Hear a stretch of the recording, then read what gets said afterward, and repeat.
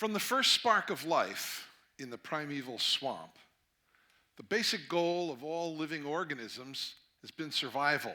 From single-cell amoebas, through plankton, through plants, and even humans, all creatures work to survive.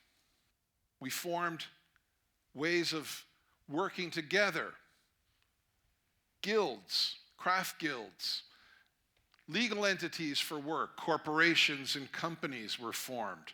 Nonprofit organizations and government entities were formed to do work. And the reason that modern organizations do work is to create and protect value. This is what work is done for. We create and protect value.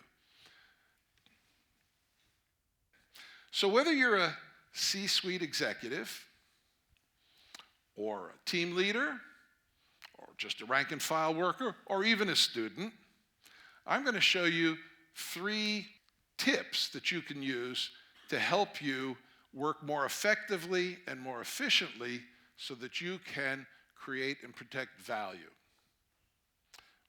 So, the first one is you need to understand why you're working. What's the business need driving that work? What's the problem that you have to solve? The second thing, you have to think about the risks. And the third is you've got to get a good leader and a good team to do the work. So let's start off and talk about knowing the business need. What's driving the business, the problem that you have to solve? I've seen multi-million-dollar real estate developments started for the wrong reason. I've seen them started for what I call ROE. Not ROI, ROE, return on ego. I've seen teams start work trying to develop some innovative and nifty little gadget or device without having a proper brief. What's it supposed to do? What the need it serves?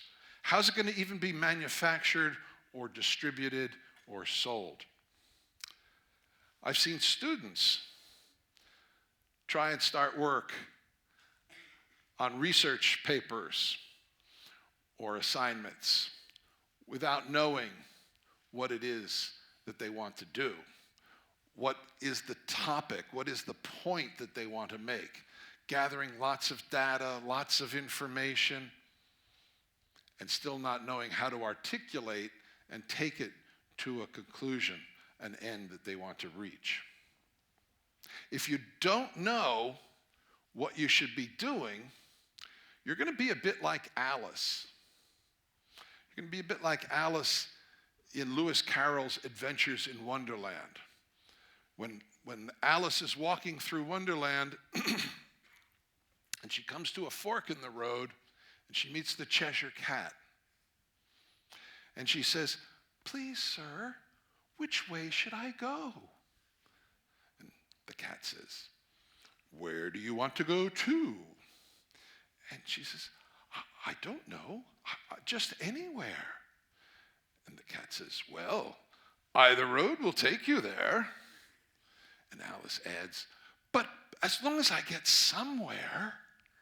And the cat says, "Well, if you walk long enough, you will get somewhere." Now, this is not the way to work, because you will wind up wasting a lot of effort and a lot of resources, a lot of time trying to work like that. Next thing we want to do is think about the risks. Many times when we think about risk, we only think about the bad things that might happen, and we don't pay attention to good things. Now, we need to think about both what we call the threats, the bad things, and the opportunities, the good things. A SWOT analysis is a useful tool for that. Teaches us, can help us to decide good and bad things. But if we don't think about the opportunities, we can miss them. Many years ago, I was walking with my son down the street when he was a young boy. He, like me, was never a small boy. And we were walking down the street, and all of a sudden, I noticed he's not next to me. And I turned around, and there he was, gesturing to me. And he lifted up his foot. There was a $50 bill. I had missed the opportunity, but he had captured it. You've got to be ready for the opportunities, not just worry about the threats. Now, when we're doing risk, the one way that we want to do is we want to describe what it is that we're thinking about. I'm going to offer you a simple format. If, then, resulting in. This will help us get clarity on the risks so we can communicate with the others and let them know what we're concerned about. And can also help us when we're trying to work out what to do. Let me give you an example of how this works. I'm planning a trip later this year to Sydney, Australia. And one of the things that I want to do when I'm in Sydney is go swimming at Bondi Beach. But there's a risk associated with swimming in Bondi Beach. So if I use this, what I call meta-language format, I say, if I go swimming at Bondi Beach, then I might get attacked by a shark, resulting in severe bodily injury or death. Now I can deal with it. Now I can apply the various processes in risk management. So what do I want to do? Well, I've identified it, and then I want to analyze it. What's the probability? What's the impact? Right? And the reason I want to do that is so then I can prioritize it. Not all risks are the same. Some are more important than others. If I can say how good or bad, how big, then I can prioritize it. Once I've prioritized it, then I can go and plan my responses. And then, after I've done that, I'm still not finished because I need to monitor and control. I need to follow them up as we're doing the work and check what happened. Is it what I expected? Do I need to change anything, adjust anything? And I also need to look out for new risks, something that I haven't identified already. What else do I have to do? Right? We have to get a good team. We have to get a good leader to lead that team, right? So get a good team and a good leader. And being a leader is not an easy thing. And it's more than just technical competency. In fact, soft skills are very important. In fact, more important than hard skills or technical competency.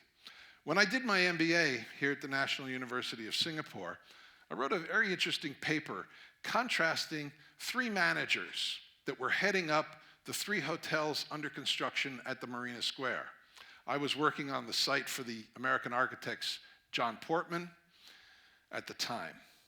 Now, the first manager was a structural engineer, 25 years of experience, technically the most qualified. But he was rude, arrogant, and belligerent. Nobody wanted to deal with him unless they absolutely have to, including my boss. He was not very effective. The second manager was an architect, about 15 years of experience. He couldn't delegate work, had to do everything himself. He worked 10, 12-hour days and more all the time. He wasn't very efficient. The third manager had no formal training in building or construction. He'd been a journalist, but he knew how to ask questions and listen to people's answers. He was the most effective and most efficient of all 3. The other thing is you've got to get a good team. You've got to get the right people with the knowledge, experience, and skills to do the job.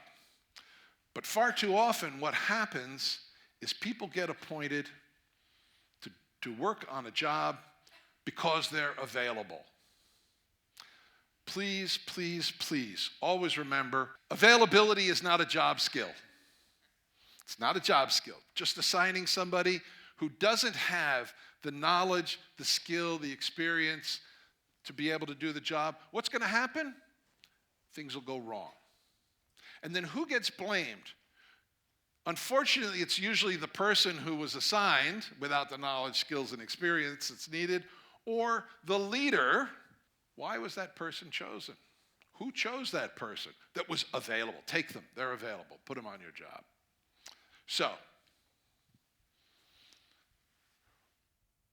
whether you're a C-suite executive, a team leader, a rank and file worker, or a student, remember these three things, right? Understand what you're doing, what you have to achieve. Think about the problem you have to solve. Think about the risks, and get a good leader and a good team together. If you apply these three tips, you can make your work more effective and more efficient. Thank you.